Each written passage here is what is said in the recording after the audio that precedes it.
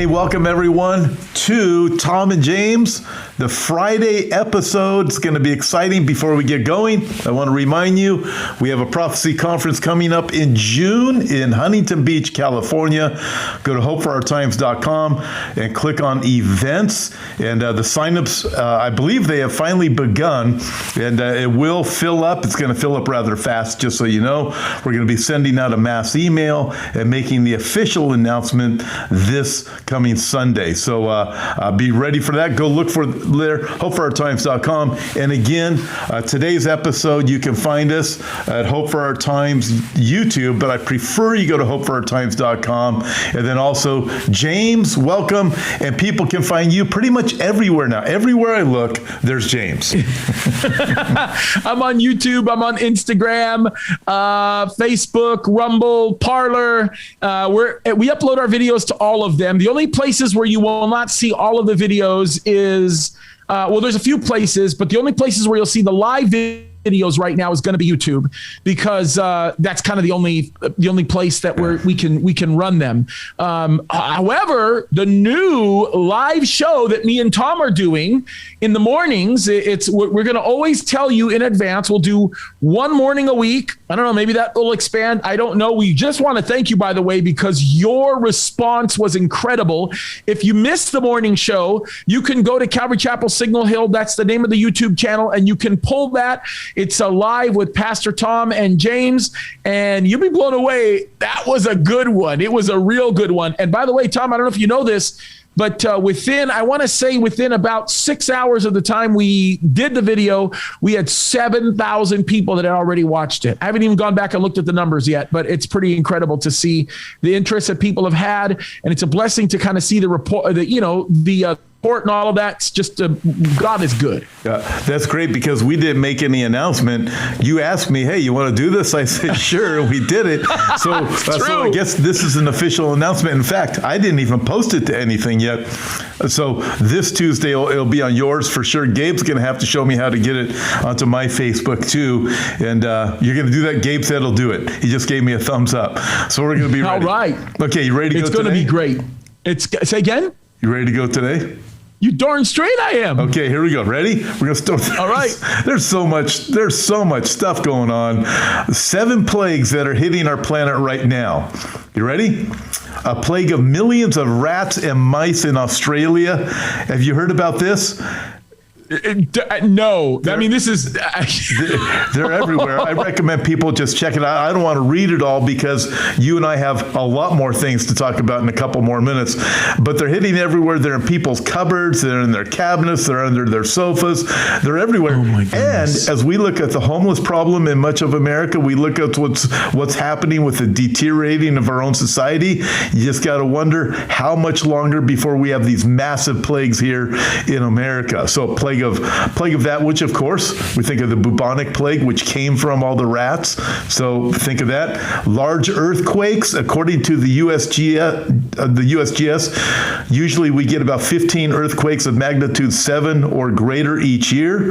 According to the long-term record since 1900, we expect about 16 major earthquakes in any given year. That includes 15 in the magnitude of 7 and 1 earthquake magnitude of 8. In 2021, so far, we've had 7 that are magnitude 7.0 or greater already, just in 2021. Tom, is this let me just, a quick question. Is this a worldwide number? Yes. Or is this a regional number? This is worldwide numbers. It's a worldwide 15 earthquakes, 7.0 or greater each year. This year already, 7.0 or greater.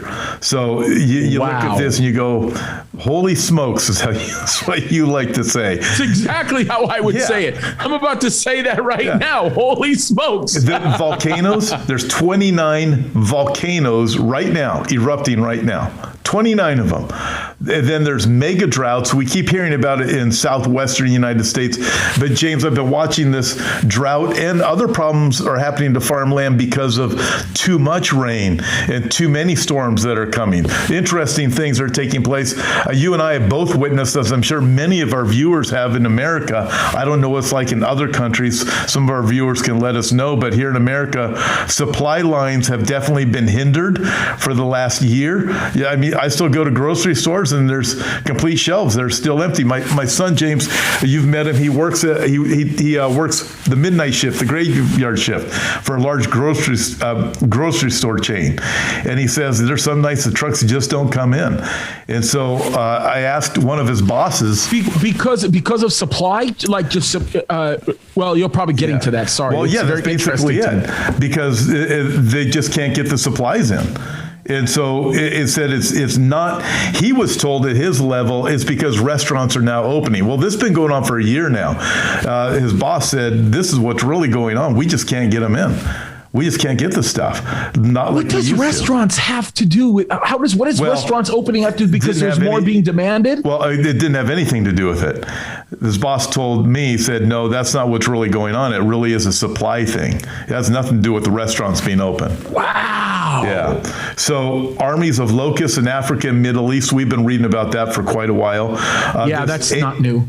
No, that's not new. H5N8 bird flu in Russia. I know we've been hearing more and more about different pestilences. Look, these are only going to increase. We know that for one simple reason. Jesus said they would. Book of Revelation teaches that they're going to, and other parts of the Bible teach they're going to. So they will increase. And James, my understanding of what's coming regarding pestilence is far worse than what we've experienced with coronavirus. Oh, bro. I mean, listen, I don't want to be the guy who just makes everybody mad right off the gate, but the coronavirus thing is real. Don't get me wrong. It is, and it is responsible for killing a lot of people. Make no mistake about it, but it is not the monster that everybody's making it out to be. They're capitalizing on it. Oh, yeah. And I would venture to say that we have not seen what things really could be. My greatest fear with respect to the coronavirus is because of these mask mandates and all the other things that are going on, we have managed to do one thing, and it's just awful. We have managed to completely kill people's immunity, right? All of the people that are epidemiologists are saying this. The infectious disease people are saying this. When you eliminate from your face, when you literally just say, I want nothing to do with any germ, I don't want to touch it, I'm going to clean myself every 5 seconds, all the other stuff, you're also removing from yourself the helpful bacterias, right, that actually create healthy immunities. That's why when you have children, you kind of want them to be on the ground, crawling and all of that kind of stuff and putting their hands in their mouths and all that, because it's building their immunity. And right now, we have a whole generation of people over the last year that pretty much have destroyed their immune system. Mm-hmm. And so now the very first thing that comes along that hits them that would normally not be a big deal is going to wreck them. It's going to wreck them. And that's why I think we've got worse times coming. And it's actually very, very sad. But I really, truly believe that that's what we're having to contend with right now. I do, too. You ever use hand sanitizer? No. Okay. Well, that's not true. That would actually be a lie. I do it every now and again, most of the time just in front of my wife, because she likes to use hand sanitizer. So when I'm not using it, it's kind of like, ooh, you're gross. But for the most part, I'm not a hand sanitizer person. Me neither. I'm like the kid. I'm like Dennis the Menace who gets forced to take a shower and I don't want to take one. I'm not. I like taking showers, but you know what I mean. I was going to say that, but you said it for me. I knew where you were going to go with that, bro. So I just cut you off from doing it right off the bat. That's funny. I don't use hand sanitizer either. I just, unless my wife makes me. She uses it like every day. But I remember reading. So me and you were in the same camp. What are you talking about then? Well, I read an article probably 30 years ago and said, if you use hand sanitizer, it's going to kill all the good bacteria that you need to fight off the bad stuff. Bro, that's true. It's still true today. Yeah. I'm like, why do I want to do that? So I don't use it. And Yeah, I'm not into that. So, okay, I want to move on from these things because we're going to get somewhere. It was one of the things that you talked about earlier in the week. We're going to get into scanning and hand scanners and all of your ID because this is where we've landed. But here's the setup. This article says, situation update, financial red alert, government has created the perfect storm for financial collapse. That article, James, goes into all kinds of facts with where the numbers are, how we are now. In fact, let me read just the first part of it. I'll just read the first part. Yeah, I'd love to hear this. At the beginning of this year, I publicly predicted the dollar would lose 20% of its purchasing power by this calendar year. That prediction has already come true. So we're already have lost 20% of our purchasing power, and we're only, getting near the end of March? And this is only supposed to happen by the end of the year. And then he goes on to say, it looks like realistically, the dollar will lose 30 to 40% of its value before the end of this year. Essentially, what's that saying is massive inflation has already started and it's only going to increase. Okay, with that, we take this financial collapse, inflation, printing. You can't print trillions of dollars. Every dollar that's printed causes the value of the dollar to go down. Correct. It's just simple math. Okay. Right. This says central bank and digital currencies are the future of currency, and when they arrive, they will enslave the world. To understand why, you first need to understand what they are, how they serve the vision of those in power, and why they're inevitable. And central bank digital currencies have yet to be launched on a large scale, but advocates envision a government-controlled cryptocurrency that replaces national currencies. It's going to happen. Okay, this article goes on and says, basically, it's going to remove the power of Bitcoin and these other cryptocurrencies that are out there. They say Bitcoin is decentralized. No single authority controls it. In contrast, central banks will operate, regulate, and control these other cryptocurrencies, the CBDCs. As you'll soon see, the simple distinction is the difference between a libertarian's dream and every citizen's nightmare. Goes on to describe how the cryptocurrencies work, not the Bitcoin ones, but the ones that the digital currency from the central bank. Okay, says this, the CBDCs, digital currency, central bank digital currency, give government the ability to control your behavior down to the most minute details of daily life. If the government decides they don't like you, they can cut off access to your account and freeze you out of the economic system.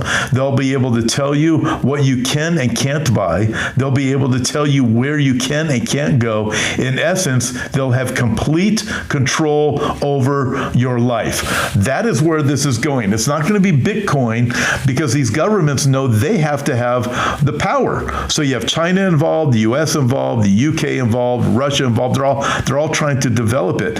But James, this takes us to Revelation chapter 13, where we've got to go. You did one of your messages this week on this. You ready? It's all tied in together. That's why I'm bringing it up.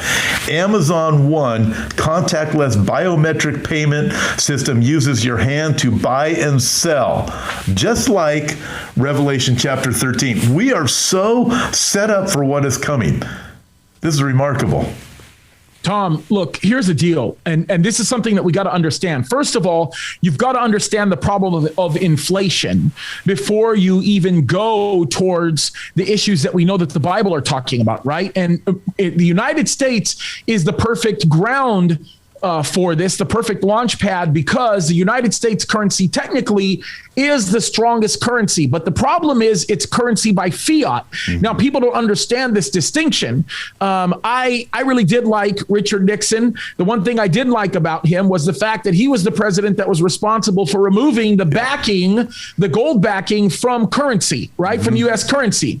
When that happened, basically from that point on, prior to that point, we were able to back the value of our dollar because there was gold in the U.S. Treasury that basically backed each note that represented the amount of gold that we had. So we had gold to back it, and the value of the dollar stayed. It was very, very good. The other disadvantage that would have had is the fact that the value of the dollar did not increase as much because it stayed directly with the price of gold, right? So It was very steady, and Nixon's idea was, well, we want to increase the value of the dollar, and of course he got what he wanted. The value of the dollar increased substantially, especially as other currencies were devalued, and it was a really good thing, except for the fact that he did not take into account or did not even contemplate, at least not fully. He didn't have the foreseeability, I guess, to consider the fact, or maybe the scarier part is he did have the foreseeability and ignored it. I don't know, but to consider the fact that we would be introducing terms like quantitative easing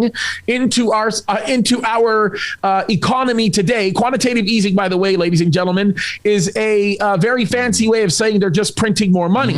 Now, the problem is this. When you print more money, you create the condition that we understand to be happening right now, a condition called inflation. Now, this is what inflation means. Inflation means in 1980 or 1975, I could buy a loaf of bread for a quarter. I could buy a piece of steak, wouldn't be all that great, but I could buy a piece of steak for probably 75 cents.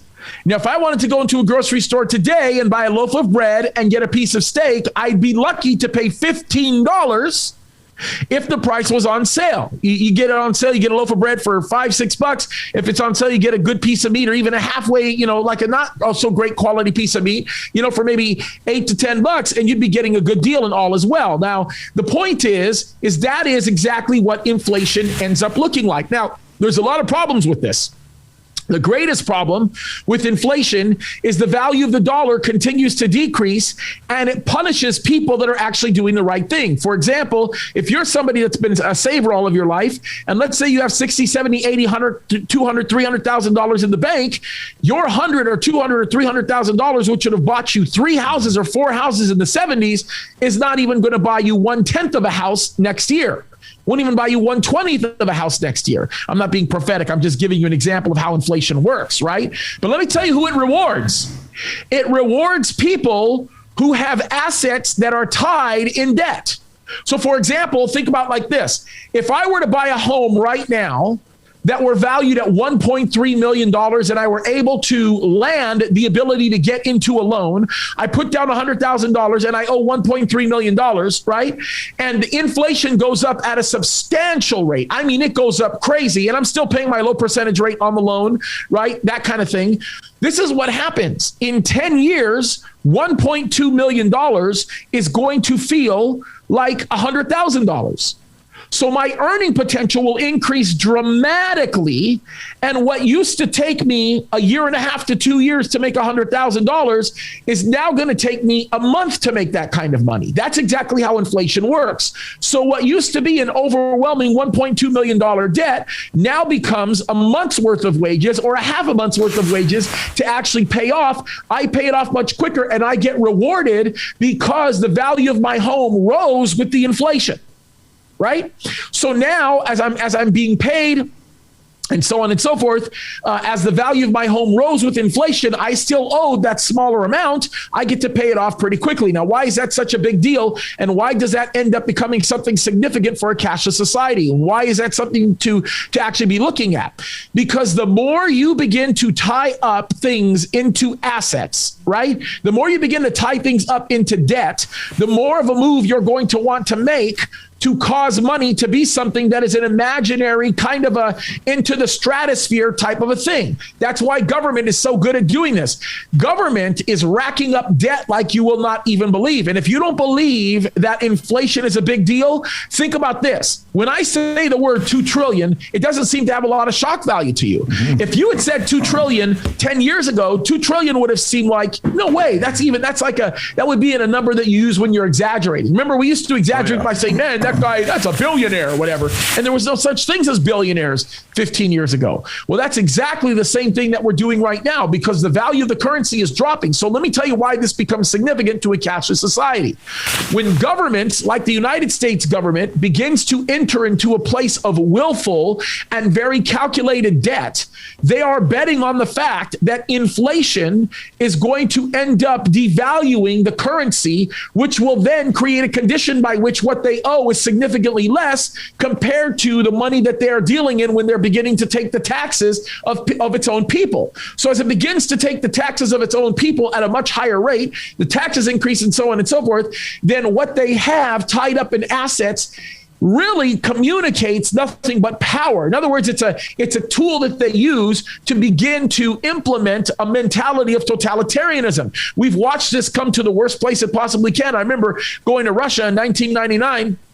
When, 10 years prior, you'd spend 1 ruble, you'd be able to get yourself a sandwich or something like that. Now to get the same sandwich, you had to give them literally 1 million rubles.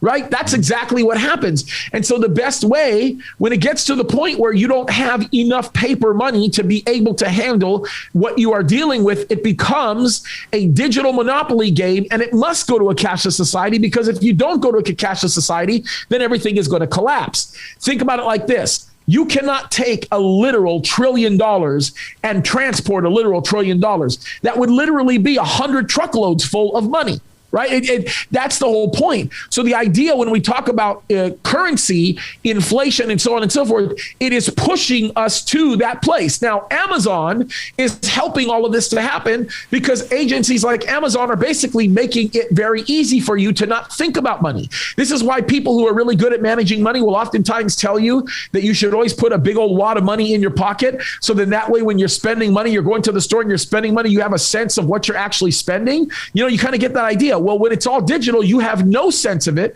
which means it's all going on under your nose. You're not paying attention. I mean, how many people go online? Do people go online every single day and check what they're spending digitally? They don't. I'll tell you this much. Every day I come home, I find my wife ordered something on Amazon again. Right. Yeah. But that's the point. That's the point. So then you get to the end of the year and you say, oh my goodness, we spent this much money on this and had no idea that was going on because it was all digital. And that's exactly what these governments want to do. Amazon comes into play here because the more, statistically speaking, Amazon knows that it makes way more money when people spend it that way, right? That's why they have the quick one-time pays. That's why they make you submit a credit card and tie your credit card to the account. That's why you can't deal in cash. If you go to an Amazon grocery store, they won't take cash. You've got to do it through their own tools. And hence we get the palm reader, right? Mm-hmm. The way that works is it scans your palm. There's an association that's made with all the patterns on your palm. You can sign up online for this free right now. You give them all your information, all your horsepower. You put in your ID, you put in all this stuff. And basically what's going to end up happening is it is not only a tool for buying things, it's also going to be a tool for compliance. Yeah, did you get your vaccination? Here you go. Read my palm. You know what? Where's your passport? Okay, read my palm. It's right there. You're not going to be able to avoid it. What Amazon is saying is it's the greatest thing since sliced bread, because you can lose your phone, you can get your Apple Watch ripped off, you can get your credit cards ripped off, but you can't get your palm ripped off, right? I mean, and even the argument that says, well, they can cut your hand off and then they can do it that way. Their digital biometric technology is so good that it will know when it's scanning a hand that's actually dead. It's remarkable when you think about, you just think about the setup that this world is in right now for what is coming according to what Bible prophecy tells us. The entire world is being set up. And now we're being so set up that we actually have the buying technology on your hand. I mean, it's like every week we get a little bit closer. Pretty soon, it's just a matter of time before we hear, well, actually, they found that your forehead is a little bit better. So that's the direction it's going to go. That's exactly right. It is. Okay. And in this, check this out. You mentioned about your assets going up. If you got debt, it's going to be able to keep up with inflation if you have an asset that like a house or something like that. That's tied to a lower number, right? That's why, just real quick, that's why I always tell people, if you want to buy a house, buy it right now. Don't wait until the price drops. If you wait until the price drops, you're going to be paying a lot more money for it because of the inflation that we're continuing to see. Yeah, same kind of a principle. Your money that you have is worth less and less. But everything's going to collapse. It's going to continue to collapse. There's two things here. Klaus Schwab said this: "You will own nothing and be happy." So part of the debt collapse is going to be that we've got to control everything, and then also thinking of it like this: as things do collapse financially, as inflation shoots through the roof. I believe we're going to experience both inflation and deflation. But what's going to happen is governments are going to do what they've always done. They're going to get into your savings account, and they're going to take your 401ks, and they're going to take everything you got, and that's the direction it's going to go. Well, this is what we need in order to save the world, and you're going to do your part. They'll take it. They're going to seize it. So we'll own nothing. They're going to control everything. You enter in bind by your hand, your right hand or your forehead. Everything is going that way. It's remarkable to be living in these days. 100% correct, Tom. 100% correct. And that's exactly where we're going. And that is the formula for totalitarianism. You may have noticed the speech that Joe Biden gave concerning the coronavirus. He did that a few weeks ago. What's amazing about that speech, and a lot of people may have not caught it, I certainly caught it, is he said, hey, if you're a good boy, that's pretty much what he's saying. If you're a good boy or you're a good girl, you might be able to have a gathering on the 4th of July. Right? By the way, the day that we celebrate complete independence, right, from tyranny, you might be able to get together with your friends on the 4th of July or your family, only a small group, just a few of you, and have a hot dog together. Totalitarianism at its finest. It is completely insane. It's completely insane. It's ridiculous. Yeah, and they're telling us what they want to do. I want to switch stories for just a minute. Okay, there was a shooting in Colorado this week. 10 people were dead. Now, we aren't hearing anything about this in the news. I have some theories on why. One of them is real easy. Every victim was white. The shooter is Islamic. Came in from Syria, apparently, when he was young. So I look at those two things alone, it doesn't fit the narrative. It's ridiculous. Absolutely ridiculous. And you ought to find it. Some people have it preserved. It's on a couple of conservative sites. I think Epic Times may have it. Breitbart might have it. But you ought to see what Kamala Harris's nephew actually said, or niece had to say about it. She had to retract her nonsense. I don't know if you heard about that or not, but just absolutely ridiculous how they are trying to make it all about race. They're trying to make it a racial thing. It's absolutely insane. And I mean, even with white victims, they're still trying to make it about people of color that are being victimized. Yeah. It's absolutely what did she insane. Say? Do you remember what she said? You know what? I'd have to get the quote in front of me. I can actually pull it while you're talking. I'll have to see if I can find it, but it's really bad. It's actually really bad. I'll see if Gabe can pull it up too. Gabe, can you try and find that while we're talking? So I look at this, but it is remarkable. If this was any other way, if there happened to be a white shooter, this would be all over the news. But the one thing that the government is doing whatever they can to make sure that they can remove your gun rights. Okay, I got it right here. Okay. So she said this, Mina Harris is her name, and she was forced, let me get rid of this advertisement. I'm actually was able to find the tweet. She was actually, she was forced to delete a tweet that erroneously assuming the race of the suspect killer of 10 people at the grocery store. She says, the Atlanta shooting was not even a week ago. Violent white men are the greatest terrorist threat to our country. And of course, she was referring to, of course, the Colorado shooter, as well as the one in Atlanta. And then she goes on to say, now, she says, I deleted a previous tweet about the suspect in the Boulder shooting. I made an assumption based on his being taken into custody alive and the fact that the majority of mass shootings in the United States are carried out by white men. Yeah. So there she goes. Are you kidding me? So she's saying he would have been shot if he was actually a man of color or if he was a man that was black. And because he was taken in alive, she assumed he was a white man because she says white men would never get taken in alive and will always get taken in alive by the police. Yeah. What a racist. Yeah. She's just like her auntie. Yeah. It's ridiculous. That is just driving the race card. And I look at this and think, man, this is unbelievable. The rhetoric that we're still putting up with. But unfortunately, this type of thing, we're just going to continue to hear. It's not going to go away. That's right. It's right. And it's going to get darker and darker and darker. Okay. And the claws of critical race theory are getting uglier and uglier and uglier, and that Satan is using it to bring in the agenda that he wants to bring in. He wants to destroy people's lives. It's what he wants to do. It's definitely destroying America. Speaking of getting darker and darker, you showed me something a little bit earlier, something about, what was it? This marriage thing in Massachusetts. This is disgusting. I'll read you a portion of the article. Here it is right here, so you can actually see it. But it's actually really, really awful if you look at this. I'll read you a portion of the article. The article basically says the Massachusetts city of Cambridge has put in place a measure that recognizes domestic partnerships of more than two people, euphemistically referring to polyamorous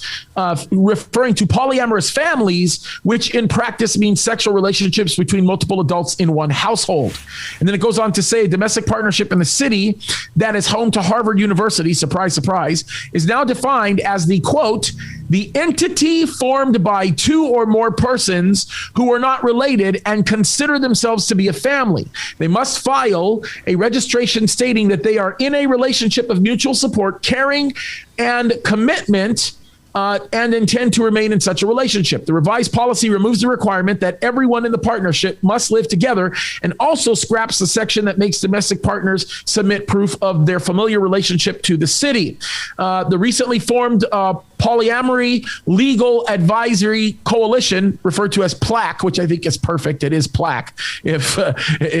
Anyway, which have input concerning the change in Cambridge, said in a statement that they hoped that it will be a wave of legal recognition for polyamorous families and relationships in 2021. And the Family Research Council had a lot of great things to say in that article. I will look it up. It's on Breitbart. I actually did a video on this the day before yesterday. I did it on Wednesday where I actually talked about it, but it's pretty ugly, Tom. What say you, bro? What do you think? Yeah, that's pretty ugly. I look at this and think, this is what's happening right now, where Isaiah writes about the time when people call right wrong and wrong right. Since God has called marriage right between a man and a woman, Satan wants to do exactly the opposite. And he wants to say, no, that's not right. Let me show you what is right. And people believe it. I believe I believe these things are demonic, is really what they are. These are spiritual attacks on the Word of God and on the character of God, as the attempt by the enemy of our souls to do these things. So that's why we see so many different things. Jesus is the creator of all things. By him, through him, for him, all things have been created. It's for his glory. So when you see even the creation of a man and a woman, not all these different genders, a marriage, a man and a woman, this is a direct attack on the glory of God. That is really what is happening here. It's not about 100%. Politics, not about all this other stuff. That's what's happening. It's a spiritual problem. It's sin, it's evil, and it's wickedness that confronts the host of heaven. 100%, bro. You could not be more accurate. I really don't have anything to add to it. It's literally exactly that. It's an attack on the Bible. It's an attack on the traditional family. It's an attack on everything that we know. And I've known this to be the truth. And I know this is the case, is that the very moment the family is attacked at that level and that attack is allowed to be sustained, I give it one generation before that nation is destroyed completely. Yeah, house divided cannot stand. Jesus said that. That's right. And that's where we are in America. But the whole world is going through this bizarre stuff. Okay, let's close on a happy note. Okay, you ready for this? Passover is coming. Passover is tomorrow. It begins Saturday. Passover sacrifice dry run takes place near the Temple Mount. Police warm up to the idea. I'm not going to read this whole thing. And I understand, James, that the Jews who are practicing this Passover, they do not believe in Yeshua. They don't believe in Jesus as being the Messiah. But what it does prove, they're actually looking for a Messiah. Granted, there's things that are wrong there, but we do have part of the world, people in the world that are waking up to there's something wrong. And over in Israel, they are driving forward to getting a temple built. Ultimately, listen, Jesus came the first time. He is coming again. Some things are messed up, but there is a spiritual awareness that is taking place among Muslims, among Jews, and among Gentiles. People in China are coming to genuine faith. And again, I'm not saying that the Jews practicing the sacrifice of Passover is them understanding understanding that Jesus is Messiah. I'm not saying that at all. In fact, it's just the opposite. But there are some spiritual dynamics that are here. By the way, James, you've been here. This particular sacrifice, it looks like it's going to take place at the Dung Gate. And they actually have the support of the Israeli police this time. I think for the first time ever, they have the support of the Israeli police to do this. Which is just not a surprise, but it's a surprise all at the same time. It's incredible. Yeah. But we live in amazing days. And ultimately, all these are reminders that when we look at Passover, James, Jesus is the Passover. He's the Passover lamb. All these things, the feast days and everything, were a shadow, but the substances of Christ, that's what the Bible tells us. They all pointed to Jesus who has come. James, you have any final words for everybody? Nothing other than amen and amen. It's an exciting time that we're living in. And guys, we need to look up. Look, Jesus is coming soon. And the days are getting darker. We're watching more and more evidence of the fact that God's word continues to be true. We're seeing things begin to move in the direction that the Bible says is going to end up. And, we should be excited about this. We really should. The Bible tells us that we're always going to deal with wars and rumors of wars, and that's always going to be a part of everyday life. But as we begin to see things like this temple growing popularity, the idea of the temple beginning to grow or beginning to be rebuilt, and these peace treaties that are beginning, or these normalization agreements that are beginning to be discussed, the statements that people are making to put things in the Ezekiel 38 position, all of the things that we know are happening. Guys, listen, this is it. This is, Jesus said, he made it very clear, that we're not going to know the day or the hour, but we are definitely going to know the season. Just like when you see the fig tree blossoming, the summer is near, right? Same thing. As you begin to see these signs, you'll know that the return of Christ. Amen. Oh my goodness, it's right there. Amen. They're all converging. You got the Iran dynamic. We have the thing Saudi Arabia is doing that's just opposite. It's just really remarkable to be living right now. I think of the words of Daniel, where Daniel said, the wicked will see it and will not understand, but the wise will understand. And also, I'm reminded of I think it's in 2 Timothy chapter 3, where in the last days, evil men will grow worse and worse, will be deceived and deceiving. And so we see that from that side. Don't lose heart, everybody. We see that, but on the flip side of it, all these things do exactly what James said. They point to Jesus coming. So don't lose heart. Be encouraged. We're told what to look for. Closing words, James. Again, people can find you everywhere. Where's everywhere?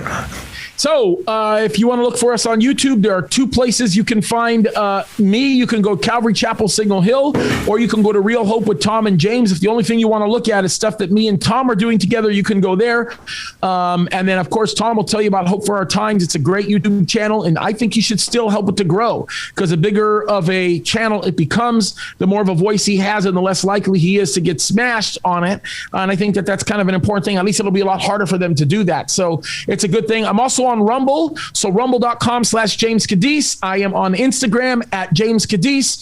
I am also on Facebook, which is Calvary Chapel Signal Hill. And I'm actually going to launch a public Facebook site for my name, which will be James Cadiz as well. And then very soon we will launch a website that's got my name, real simple, jamescadiz.com or Pastor James Cadiz. I don't remember. And what we're going to do is we're going to put all of our links to where we are everywhere, so that you'll have it and you'll be able to know where to go. And it'll also be a place like Hope for Our Times that'll be an alternative source where you can find all of your data and so on and so forth. You know what? That is great.